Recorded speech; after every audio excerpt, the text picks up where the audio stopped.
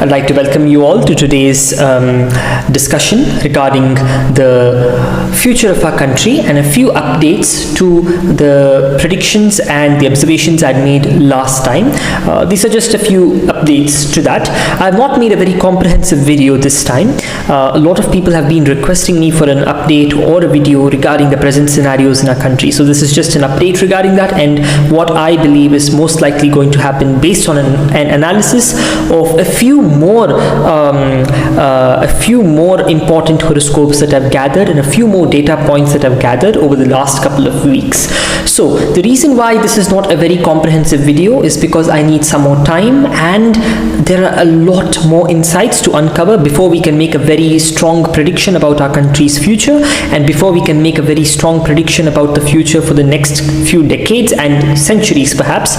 So I've been collecting a lot of data for this and it requires time, and hence my next video about the future of our country is going to be a few weeks away. It requires more analysis, and I have personally come across a lot of different situations, a lot of data throughout the last few weeks, and while reading the history of our country and the many moments that we've been through as a civilization, the painful moments, the joyous moments, they bring tears to the eyes at times, and some of the situations were far too difficult to read as well. When I was going through a lot of the positions, the planetary positions, I could not but notice the plight of our country in the last 400 years or so, the major and the very horrible conquests and the horrible invasions by barbarians, the Mughals and the other jihadis who basically conquered our country and tortured our civilians and tried to destroy our culture, but were not successful at that by God's grace and by the sacrifices of our people. Just wanted to mention this, but it was very difficult holding back tears when reading about our country's very bruised history over the last 400 years and looking at the place where we are at the moment, the great changes that have happened, especially over the last decade.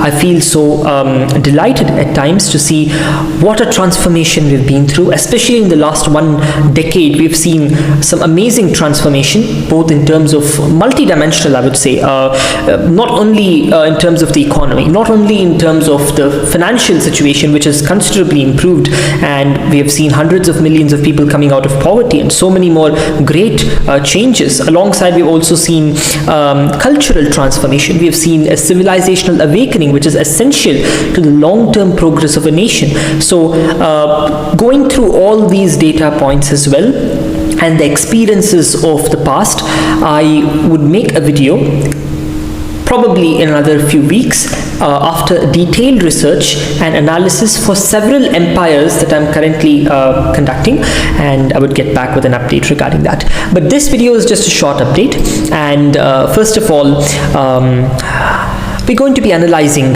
why April, June and July are very important time frames this year in 2024. So why are these 3 months very important, and what is going to happen in these 3 months, and what is happening as a prelude to this? So first of all, the farmers' protests, which have just started off again in February of 2024. To be very precise, I prepared a horoscope for this as well. So the 13th of February 2024, around early morning in the sense around 8 to 9 a.m. in the morning, the protests began. So I prepared an approximate chart for this because we do not have very specific time frames. So Moon and Rahu were rising in the ascendant, and moreover Mars is gradually moving towards the Pushya Nakshatra very soon. That is, to be very precise, it is going to be moving towards the Pushya Nakshatra. This is just a representational image, it has nothing to do with astronomy, but Mars is basically moving towards Pushya Nakshatra in around June of this year, and additionally around mid-June of this year we are also going to see the Mars position.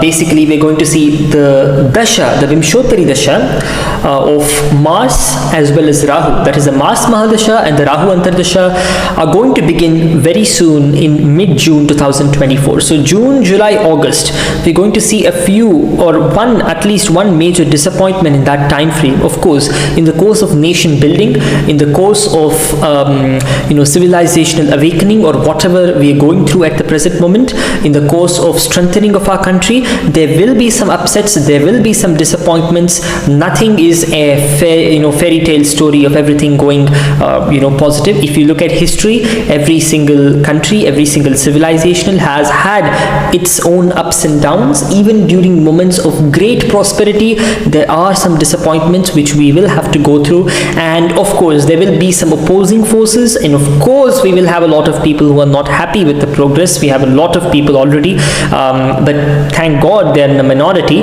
and we have those liberals, so-called pseudo-liberals, we have the so-called secularists who have no idea what they're talking about, and we also have anti-national elements, we have foreign funded elements, and we also have some Deshdrohis, and we also have a lot of people, basically different types of people.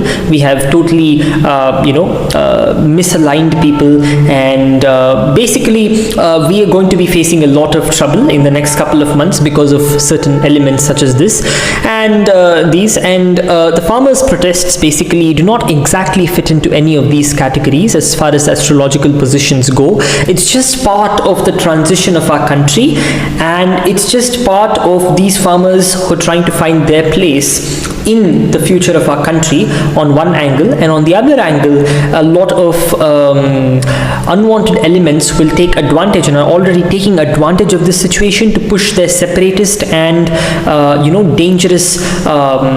dangerous propositions into their protests. So we're seeing both the things coming together, so we have to be really careful in this time frame. It is very helpful if it is resolved as soon as possible. As a Bharatiya, I would very much pray that this situation gets resolved as soon as possible and everyone is happy, including the whole country, all the citizens as well as the farmers are happy, and we have to make sure that all separatist elements stay out of this internal matter of our country. That is of utmost importance at the present moment.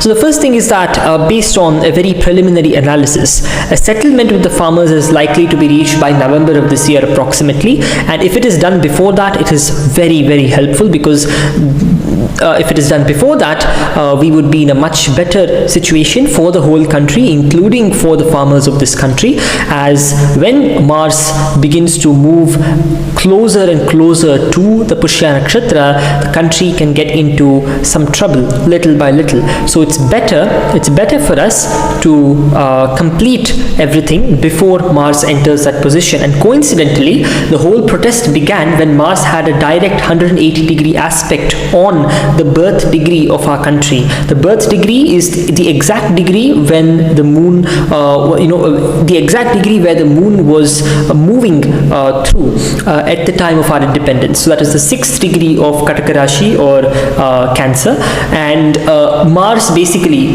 on the day when the protest began was exactly 6 degrees of Makara Rashi or Capricorn, thus forming an exact 180-degree aspect on the 6th degree. That could be one of the major reasons that caused this whole uprising. And the other aspect is that it's, as already mentioned, it's better if everything is settled before June. And as I mentioned earlier, there's a major risk of anti-national foreign funded elements and other leftist elements basically creating trouble for our country in the coming few months. Of course, it's all part of the growth story. We are going to see a couple of detractors, a couple of difficult elements as well. So there could be some other major disappointment too. For example, in 2019, when Mars was transiting through this particular area, the Chandrayaan 2 was launched, and it failed as it was launched exactly at a time which was not so good for our country. And there are many other reasons. This is just one of the reasons. We could see some sort of a disappointment in that time frame, but this is in no way a totally negative prediction. We are going to see some great moments in the history of our country in the coming few years. some very major turning points, some major disappointments as well. I'll cover more of these when I get more information, because it is a very broad subject and making a prediction is not easy. And I also make a separate video for all of you who are curious to know how I make predictions and what goes around in the background before I make these videos, because each of these videos, and especially some of the videos I've made in the past, including for example the predictions which were made for the Middle East, which came accurate, and similarly for some old predictions about, say, the 2020 situation and many more. Basically, it's not a crystal ball which I have, which I can look through and tell you about the future. It's not as simple as that. Of course, there's an intuitive component, but it's a lot of analysis. It's an analysis of history. It's an analysis of present situations. It's an analysis of static and dynamic elements. So it's a lot of background work, and hence coming to a conclusion isn't as easy as it might seem. So jihadi violence in Bharat is likely to peak around mid 2024. We have to particularly keep an eye on June, July, and August as well. The April time frame, as I mentioned in my previous video, also is very important. But June, July, August is when the Mars Mahadasha and Rahu Antardasha is going to creep in gradually, and that is not a very good time frame, as the Rahu, generally whenever we see Rahu operating, as I mentioned in my previous videos, this was also the logic for my prediction about violence in the Middle East exactly in October, which was made 3 or 4 days before the attack. So the logic behind that was, whenever Rahu comes into focus, especially in certain combinations, then certain jihadi elements in the country, outside the country, or in that region, they get activated out of nowhere, and they've been getting activated since the very beginning of the religion in the 7th century AD. They've been getting activated periodically and causing a lot of distress and harm in different parts of the world. The jihadi, the radical element of Islam, and their factions. So whenever Rahu gets activated, they also spontaneously get activated, and that's why we Bharatiyas need to be really careful. And this also includes the Bharatiyas who are followers of Islam. We all need to be careful in particular, because jihadi elements can be very dangerous for our country and very dangerous for the future of our, for every aspect of our future, multidimensionally.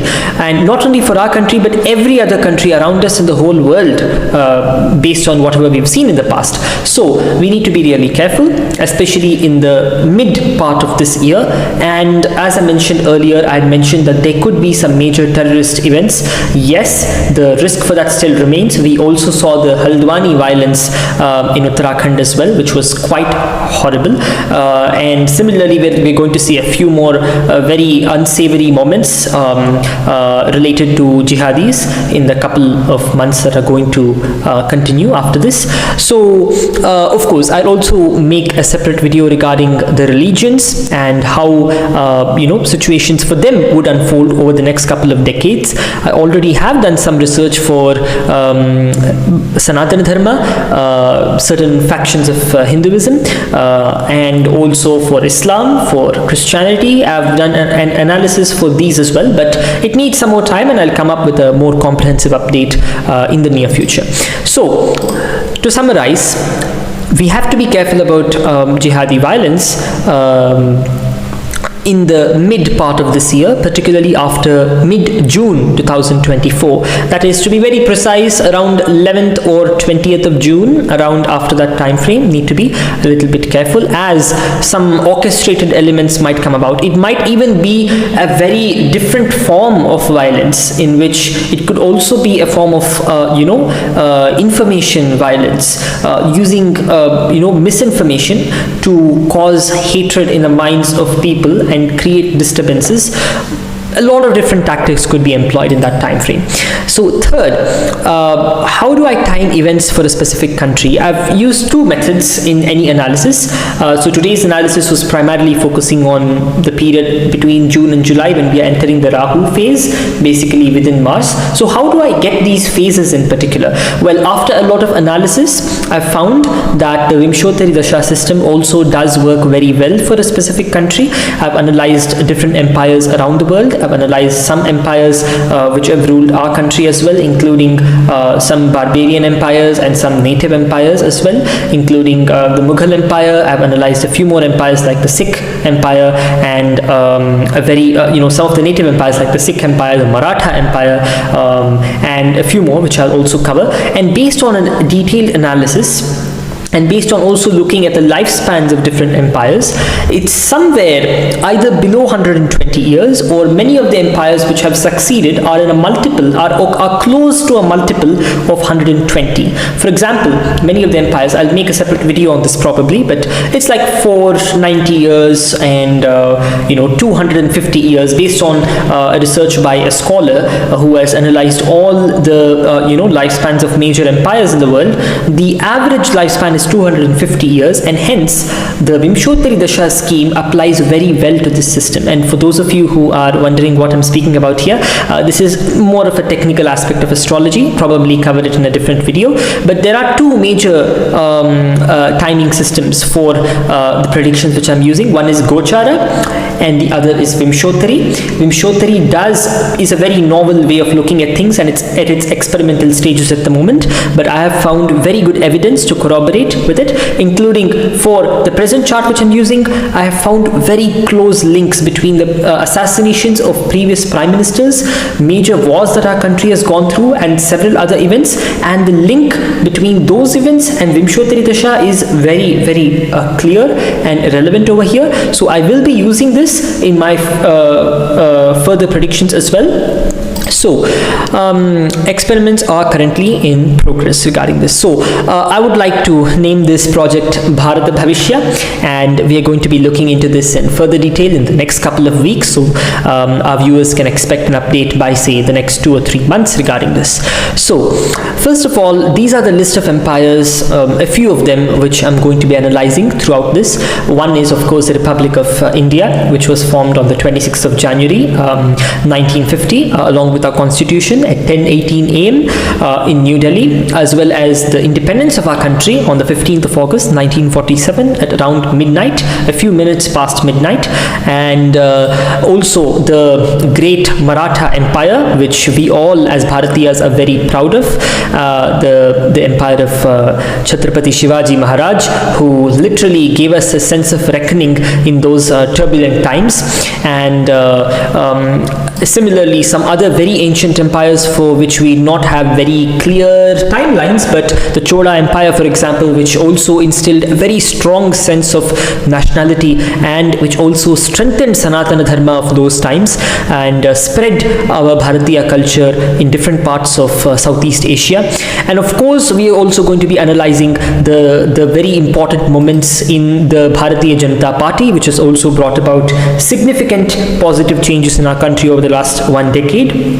I have taken the positions for the Bharatiya Janata Party as well, including the founding chart wherever available, as well as the swearing in charts for the Honorable Prime Minister Narendra Modi. The two swearing in moments, both in 2014 and in 2019, as well as some very important moments for the Sikh Empire, including the Dal Khalsa, the founding of the Dal Khalsa, although unfortunately I'm not able to get very accurate dates for these.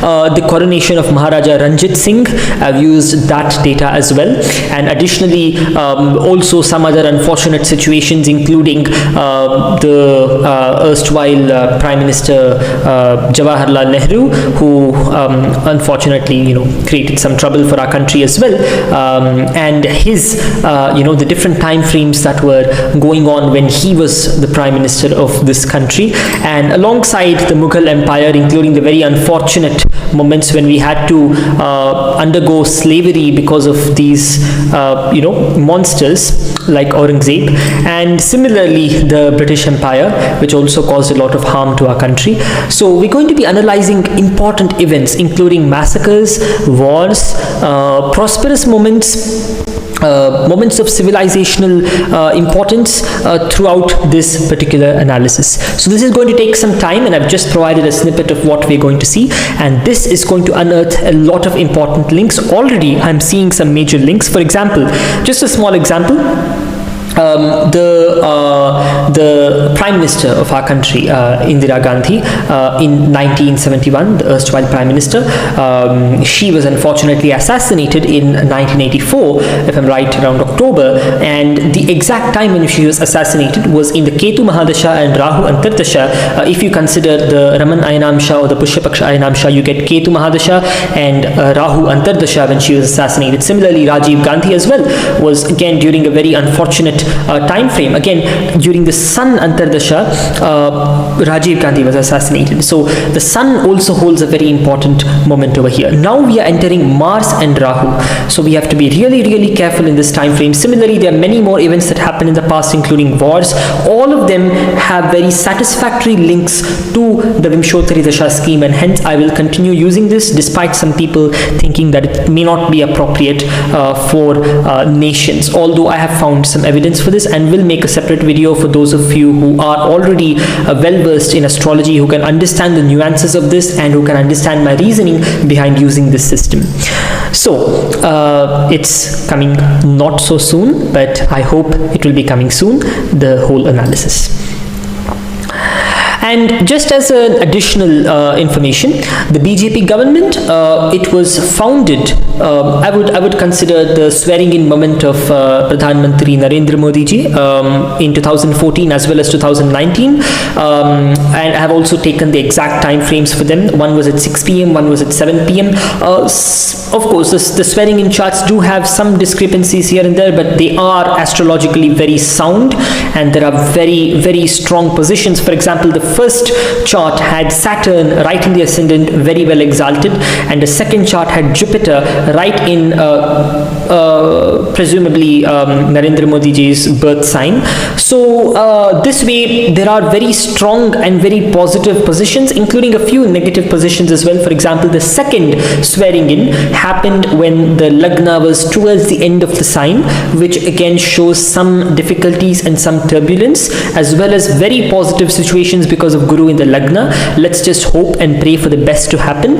And overall, a few people have asked this question, whether it was founded on strong positions or not. The answer is yes, very strong positions, but it requires a separate video, and some of which were not so good, some of which were not so bad. And for most of you who know, so far I have not made any major predictions on the election, but I'm very confident that of course I'm quite confident that this particular government, that's the BJP government, is going to have a very strong situation in the next couple of years as well. I do not make election predictions, so far I have not made, because I do not believe they can be made, and a lot of people have tried and failed at this because it's a very complex and multidimensional subject. It also involves looking at horoscopes of different politicians, and we do not have accurate birth data for them, and similarly it involves a lot of things basically, and it's very much multidimensional, and anyone who wants to know more about this needs to study the whole subject of astrology to get a hint on how difficult it is